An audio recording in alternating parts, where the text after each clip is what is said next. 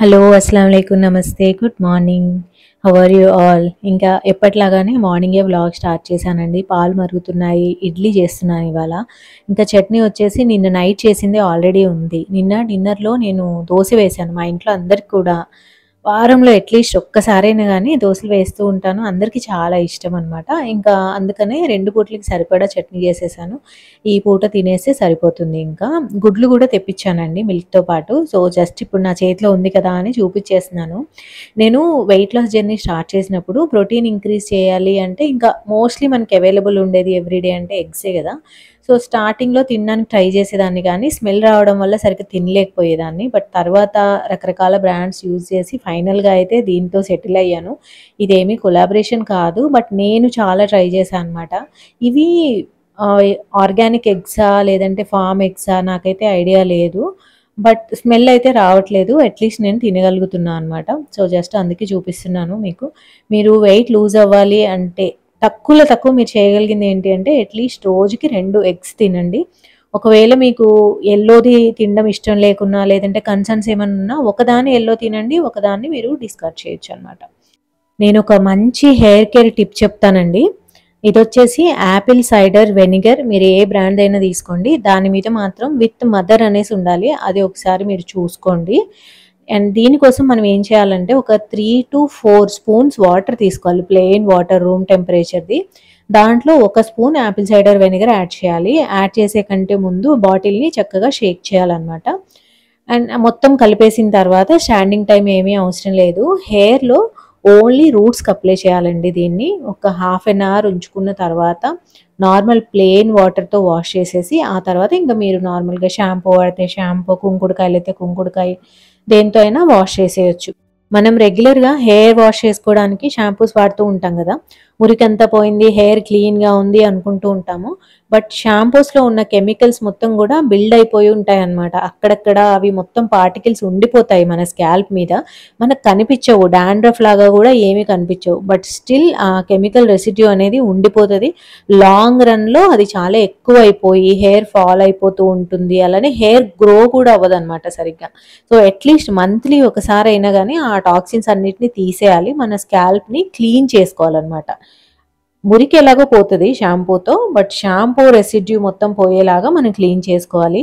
దానికోసం గూడా మళ్ళీ వేరే షాంపూస్ దొరుకుతున్నాయి తెలుసా? ఆ రెసిడ్యూ పోయేలాగా. బట్ వాటికంటే గూడా ఇలా న్యాచురల్‌గా తగ్గించుకోవడం బెటర్. ఈ యాపిల్ సైడర్ వెనిగర్ న్యాచురల్ కదా! దీనివల్ల మనకి ఏదైతే షాంపూ రెసిడ్యూ లేదా ఇంతకుముందు మీరు యూజ్ చేసిన ప్రొడక్ట్స్ వల్ల వచ్చిన రెసిడ్యూ ఉందో అది మొత్తం గూడా పోతది. అయితే హాఫ్ ఎన్ అవర్ ఉంచుకున్న తర్వాత కంపల్సరీగా ప్లెయిన్ వాటర్‌తో వాష్ చేసేసి ఆ తర్వాతే షాంపూ పెట్టండి. అండ్ లెంగ్త్‌లో పెట్టాల్సిన అవసరం లేదు. ఓన్లీ స్కాల్ప్ మీద రూట్స్‌కే పెట్టుకోవాలి. రబ్ చేయాల్సిన అవసరం కూడా లేదు. జస్ట్ మనం పెట్టాలి అంతే. ఇంకా ఇవాళొచ్చేసి ఒక మంచి తెలంగాణ స్పెషల్ 1 పాట్ డిష్ చూపిస్తానండి. పప్పు బియ్యం. దీనికోసం 1 కప్ బియ్యం తీసుకున్నాను. హాఫ్ కప్ కందిపప్పు తీసుకొని నానబెట్టేసి ఒక హాఫ్ ఎన్ అవర్ అలా పక్కన పెట్టేస్తా అనమాట. సో, ఇది చాలా ఫేమస్ అసలు. మా ఇంట్లో అయితే మా మమ్మీ వాళ్ళ సైడ్ అసలు వారంలో 3 సార్లైనా చేసుకుంటారు. బ్రేక్‌ఫాస్ట్‌కి, లంచ్‌కి, డిన్నర్‌కి దేనికైనా చాలా చాలా బావుంటదనమాట. సో, ఇది కిచిడీ కాదు, బిర్యానీ కాదు, పులావ్ కాదు. చాలా సింపుల్ డిష్. చాలా బావుంటది. సో, ఇంకా నేనేం చేస్తున్నానంటే హెయిర్ వాష్‌కి వెళ్ళే కంటే ముందు మొత్తం కట్ చేసి పెట్టుకుంటాను. అన్నీ రెడీ చేసుకొని అప్పుడు నేను వెళ్ళి షవర్ తీసుకొనొస్తాను. ఎవ్రీడే నా స్కెడ్యూల్ ఇలానే ఉంటదనమాట. సో, దీనికోసం ఒక హాఫ్ ఆనియన్ కట్ చేసుకుంటున్నాను. ఒక 3 పచ్చిమిర్చి కట్ చేసుకుంటున్నాను. దీంట్లో మనం గరం మసాలా కానీ అవి ఏమి వేయము. Very traditional dish. అందరికీ చాలా బాగా నచ్చుతది. ప్లస్ న్యూట్రిషియస్ కూడా. పప్పు, రైస్ వేరువేరుగా చేయకుండా ఇందులోనే కలిపేసాం కాబట్టి చాలా మంచిగా న్యూట్రిషియస్ అనమాట. పిల్లలకి కూడా పెట్టొచ్చు. సో, దీంట్లో వచ్చేసి కొద్దిగా గార్లిక్ నేను దంచేసి వేద్దాము అనేసి ఇలా దంచుతున్నాను. ఇక్కడ నేను క్లిప్ తీసుకోవడం మర్చిపోయాను కానీ జింజర్ కూడా కట్ చేసుకున్నానండి. అసల జింజర్ పీసెస్ మధ్య మధ్యలో వస్తుంటే ఎంత టేస్టీగా ఉంటదో. సో, జింజర్ కట్ చేసి వేసుకున్నాను. గార్లిక్ జస్ట్ అట్లా క్రష్ చేసి వేసుకుంటున్నాను. ఆనియన్స్, పచ్చిమిర్చి, కరివేపాకు. ఇంకా తాలింపు కోసం ఎండుమిర్చి ప్లస్ లాస్ట్‌లో వేయడానికి కొత్తిమీర అవి గూడా కట్ చేసి పెట్టేసుకొని ఇటువైపు రైస్ నానుతుంది గదా!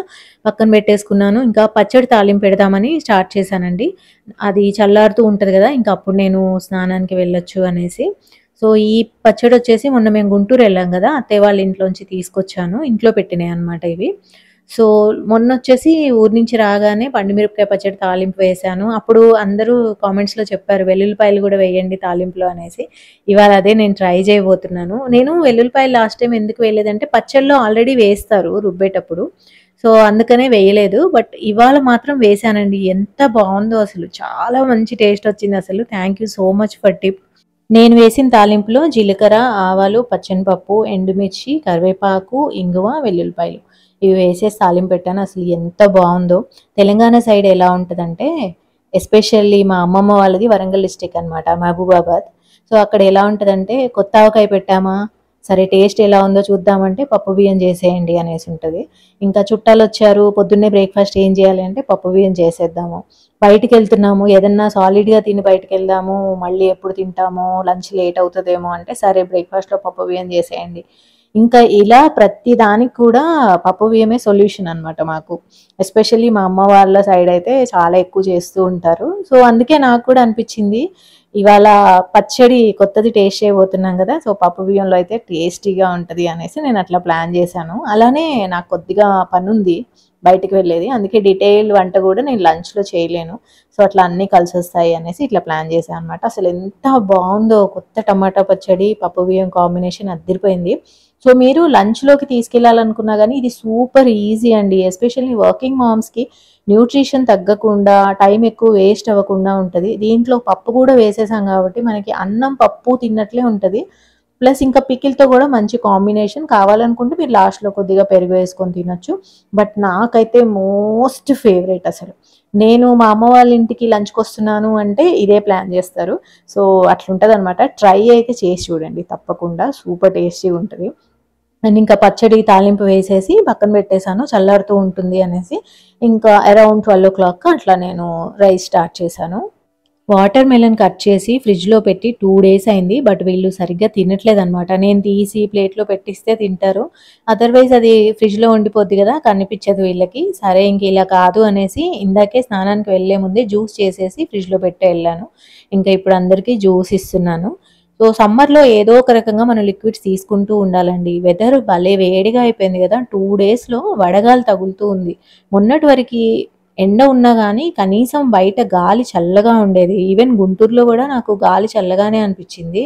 అలాంటిది ఇప్పుడు 2 days నుంచి వడగాలి కొడుతున్నట్లుగా ఉంది. సో కంపల్సరీగా మీరు ఇంట్లోనే ఉంటున్నా కానీ బయటికి వెళ్ళకున్నా కానీ తప్పకుండా ఏదో ఒకటి లిక్విడ్స్ తీసుకుంటూ ఉండండి. Fruit juice, vegetable juice, water, నిమ్మరసం, కొబ్బరి నీళ్ళు, మజ్జిగ ఇవన్నీ కూడా ఇంకా గంటకు ఒకసారి అట్లా ప్లాన్ చేసుకుంటూ ఉండండి. అట్లీస్ట్ 3 kinds ఆఫ్ డ్రింక్స్ తీసుకోవాలి సమ్మర్లో. సో ఇంకా ముగ్గురికి 3 glasses చేశానా, మా అబ్బాయి వచ్చేసాడు ఇంకా నాకు ఫిల్టర్ చేసి ఇవ్వు, దీంట్లో సీడ్స్ కనిపిస్తున్నాయి అనేసి. అసలు దీంట్లో ఎక్కువ సీడ్సే లేవు, అందుకే నేను అసలు ఫిల్టర్ చేయకుండా అలా ఇచ్చేసాను. జస్ట్ అట్లా ఒక పావు స్పూన్ ఏమన్నా ఉందేమో అందులో పల్ప్, అది కూడా మొత్తం డ్రైన్ చేసేసి తీసి అప్పుడు తాగాడనమాట. సో అందుకే అనిపిస్తుంది ఒక్కోసారి చిన్నపిల్లలైతే కాస్త ఫోర్స్ చేసైనా తాపించవచ్చు, కానీ టీనేజర్స్ని మనం ఫోర్స్ కూడా చేయలేము.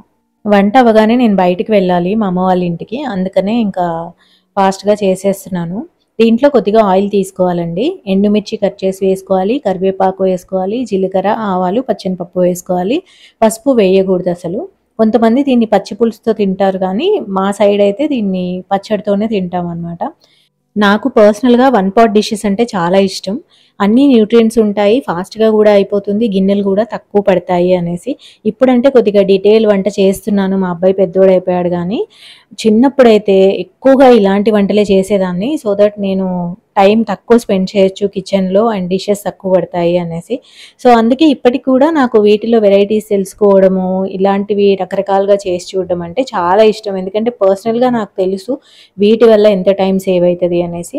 ఇంకా తాలింపులో వచ్చేసి ఎండుమిర్చి, కరివేపాకు, జీలకర్ర, ఆవాలు, పచ్చెనపప్పు, కట్ చేసి పెట్టుకున్న అల్లం, కట్ చేసి పెట్టుకున్న వెల్లుల్లిపాయలు, ఇంకా కరివేపాకు అన్నీ యాడ్ చేసుకోవాలి. నార్మల్గా మనం జింజర్ గార్లిక్ పేస్ట్ వేసుకుంటాం కదా, దాని బదులు మనం కట్ చేసి వేసుకుంటున్నాము. దీనివల్ల ఏంటంటే ఎక్కువగా ఎసిడిటీ లాంటిది రాకుండా ఉంటుంది, ఆ ఫ్రెష్నెస్ ఉంటుంది అనమాట. పీసెస్ వేస్తాం, మధ్య మధ్యలో అల్లం వస్తూ ఉంటుంది కదా తింటుంటే, ఆ ఫ్రెష్నెస్ అనేది ఉంటుంది.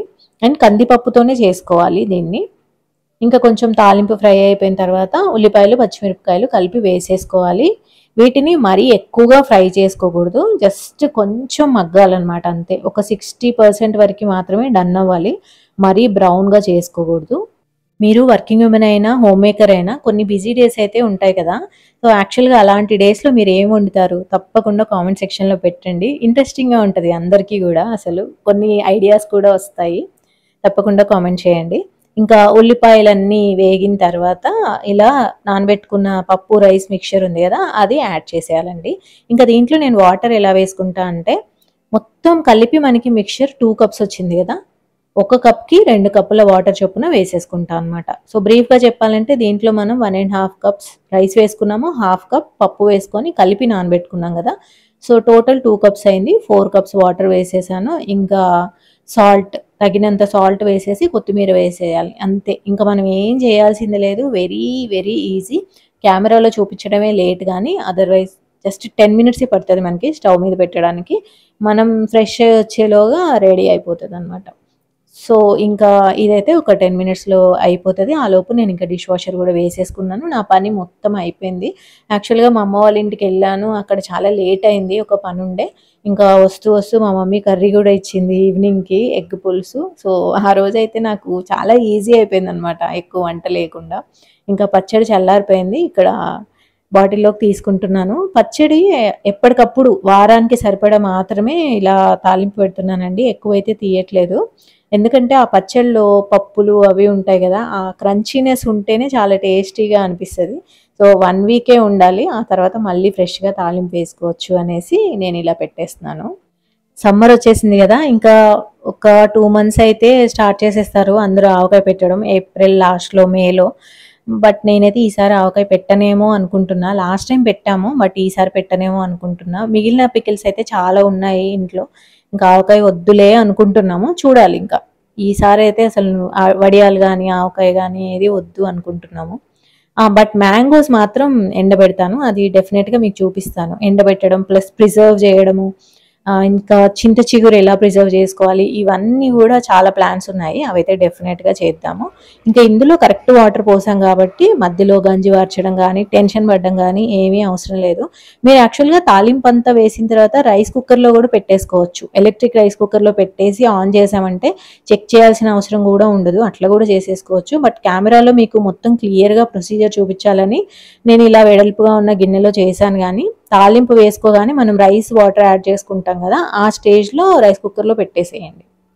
అండ్ ఇంకా ఐకియా షెల్ఫ్స్ 2 ఉన్నాయండి మా ఇంట్లో, వాటి గురించి చెప్పండి అనేసి కొన్ని కామెంట్స్ వచ్చాయి. సరే ఇవాళ వీడియోలో ఇంక్లూడ్ చేస్తున్నాను. ఇది వచ్చేసి బిల్లీ బుక్ కేస్ అండి. బిల్లీ బుక్ కేసులో చాలా రకాలు ఉంటాయి, ఇది విత్ డోర్స్ అనమాట. సో ఇది నేను తీసుకొని ఒక 4 ఇయర్స్ అయింది. పార్టికల్ వుడ్, ఇది 3 ఇయర్స్ అయిందిలేండి, 3 ఇయర్స్ అయింది. అండ్ లోపల వచ్చేసి మీరు చాలాసార్లు చూసే ఉంటారు, నేను క్లీన్ చేస్తున్నప్పుడు కానీ కిచెన్లో పనిచేస్తున్నప్పుడు కానీ వెనకాల ఇది కనిపిస్తూనే ఉంటుంది. బరువు చాలా బాగా తీసుకుంటుందండి. దీని ప్రైస్ వచ్చేసి నేను తీసుకున్నప్పుడు 13,500 ఉండే, ఇప్పుడు 14,000 అయింది. బట్ సేమ్ థింగ్ అవైలబుల్ ఉంది, వైట్ కలర్లోను బ్లాక్ కలర్లోను అవైలబుల్ ఉంది. ఇలా ఒకటి వచ్చేసి వుడెన్ షెల్ఫ్ వస్తుంది, మిగిలిన అన్ని కూడా గ్లాస్. బట్ చాలా బరువు అయితే తీసుకుంటున్నాయి, ఎప్పుడు ఎలాంటి ఇష్యూ అయితే రాలేదు. ఇదంతా కూడా పార్టికల్ వుడ్ అనమాట, దీనిది తడి తగిలినా కానీ ఎలాంటి ఇష్యూ అయితే రాలేదు. మెయిన్గా ఐకియాలో వుడ్ తీసుకోవాలంటే ఇది ఒక ప్రాబ్లం కదా, మనకి డౌట్స్ వస్తూ ఉంటాయి వుడ్ బాగానే ఉంటుందా అని. ఎలాంటి ఇష్యూ అయితే రాలేదండి. ఇంకా ఒకవేళ మనకి ఏమన్నా షెల్ఫ్ అన్వాంటెడ్ అవసరం లేదు తీసేయాలి అంటే తీసేసుకోవచ్చు. అలానే వీటి హైట్ కూడా పెంచుకోవచ్చు తగ్గించుకోవచ్చు. సపోజ్ మనకి పైన టాల్వి పెట్టాలి అనుకున్నాం అనుకోండి, పై షెల్ఫ్ని తీసేసి పక్కన పెట్టేసుకోవచ్చు. అలానే జరుపుకోవచ్చు కూడాను. నేనైతే ఏమీ జరపలేదు, నార్మల్గా ఫస్ట్లో సెట్ చేయించేటప్పుడు ఇలా నార్మల్గానే పెట్టమన్నాను, వాళ్ళు ఇలానే పెట్టారు. తర్వాత నేను అసలు ఏం చేంజెస్ అయితే చేయించలేదు. నాకైతే చాలా బాగా అనిపిస్తుంది. వీటిని మనం బుక్ కేస్ లాగాను యూజ్ చేసుకోవచ్చు, లేదా నాలాగా ఇలా కిచెన్లో ఎక్స్ట్రా స్పేస్ కోసమైనా యూజ్ చేసుకోవచ్చు. కింద వచ్చేసి ఇలా ఉంటుందండి, చీపిరి అయితే వెళ్ళదు, హాఫ్ వరకే వెళ్తుంది. బట్ మాపింగ్ చేసినా కానీ ఏదైనా ఇష్యూ అయితే రాలేదు. ఇంకా గోడకి తగిలించడానికి వెనక నుంచి ఒక 2 స్క్రూస్ వస్తాయన్నమాట, అది కూడా టాప్లో మాత్రమే. ఇంకా అదే ఆగి ఉంటుంది ఇంకా గోడకి అటాచ్ అయిపోయి. బట్ ఎప్పుడూ ఎలాంటి ఇష్యూ అయితే రాలేదు. 3 ఇయర్స్ నుంచి ఇలానే ఉంది. మధ్యలో ఒకసారి పెయింటింగ్స్ వేసేటప్పుడు మాత్రం స్క్రూస్ తీయించి కదిపాను, క్లీన్ చేసి మళ్ళీ అలానే పెట్టాం. ఇంకా ఇది కూడా బిల్లీ బుక్కేసే అండి. ఓపెన్ టైప్ అనమాట. దీని ప్రైస్ వచ్చేసి 4000 అయింది. నేను 4 ఇయర్స్ బ్యాక్ తీసుకున్నాను. ఈ ఇంట్లోకి మేము మూవ్ అయినప్పుడు ఇది తీసుకున్నాను అనమాట. ఎందుకంటే మా ఇంట్లో చాలా బుక్స్ ఉన్నాయి. ఈ ఇంట్లో హాల్లో ఎలాంటి షెల్ఫ్స్ లేవు. సో అందుకనే అట్లీస్ట్ ఒక్క షెల్ఫ్ కావాలి అనేసి ఇది తీసుకున్నాను, ఈ బుక్స్ అన్ని అకామిడేట్ చేయడం కోసం. దీనికి కూడా కింద ఇలాగే ఉంది. చీపిరి అయితే వెళ్ళదు, హాఫ్ వరకే వెళ్తుంది. ప్లస్ దీంట్లో కూడా ఎలాంటి ఇష్యూ రాలేదు. వైట్ కలర్ అయినా కానీ మాయడము అట్లా ఏం లేదండి. ఒకవేళ ఎక్కడైనా మన ఫింగర్ ప్రింట్స్ కానీ ఎక్కడైనా దుమ్ము అది పడ్డా కానీ మీరు వెట్ వైప్స్తో తుడిచేశారంటే నీట్గా ఉంటుంది. నేను వైట్ తీసుకున్నప్పుడు చాలా టెన్షన్ పడ్డా ఫస్ట్లో. బ్లాక్ కూడా అవైలబుల్ ఉంది దీంట్లో, బట్ ఎలాంటి ఇష్యూస్ అయితే లేవు. మరకలు పడ్డా కానీ చక్కగా పోతున్నాయి. దీనికి కూడా అంతే, పైన ఒక 2 స్క్రూస్తోని ఇలా వాల్లోకి అటాచ్ చేసేలాగా ఇస్తారంతే. మరీ స్టాండర్డ్గా ఏమీ కనపడవు మనకి. బట్ 3-4 ఇయర్స్ నుంచి యూజ్ చేస్తున్నా కానీ ఎలాంటి ఇష్యూస్ అయితే రాలేదు. దీంట్లో కూడా అంతే, మనం షెల్ఫ్స్ని కిందకి పైకి అనుకోవచ్చు. ఐకియా వీడియోస్ మీరు చూసే ఉంటారు, చాలా చెప్పాను నేను మీకు ఈ పాయింట్ గురించి. సో ఇంకా మీరు చేంజెస్ అనేవి చేయించుకోవచ్చు అనమాట. ఇవి ఫ్లాట్ ప్యాక్స్ లాగా వస్తాయి. అర్బన్ కంపెనీలో ఐకియా ఫిట్టర్స్ ఉంటారు. బుక్ చేయించుకొని ఒక 600 అట్లా పే చేస్తే వాళ్ళు వీటన్నిటిని సెట్ చేసేసి వెళ్తారు. మీరు అడిగిన క్వశ్చన్స్ అన్నీ కూడా నేను నోట్ చేసుకున్నాను. ప్రతి వీడియోలో ఒక్కొక్క టాపిక్ని కవర్ చేస్తూ ఉంటానండి. ఐ హోప్ మీ అందరికీ ఈ వీడియో నచ్చిందనే అనుకుంటున్నాను. నేను ఇంకా లంచ్ అయిపోయిన తర్వాత మా అమ్మ వాళ్ళ ఇంటికి వెళ్ళాను అనమాట. సో మళ్ళీ రేపు మార్నింగ్ 9 o'clockకి ఇంకొక కొత్త బ్లాగ్తో కలుస్తానండి. ఇప్పటివరకు సబ్స్క్రైబ్ చేసుకోకపోతే ప్లీజ్ డూ సబ్స్క్రైబ్. ఇలానే సపోర్ట్ చేస్తూ ఉండండి. టేక్ కేర్ అండి. See you tomorrow. బాయ్.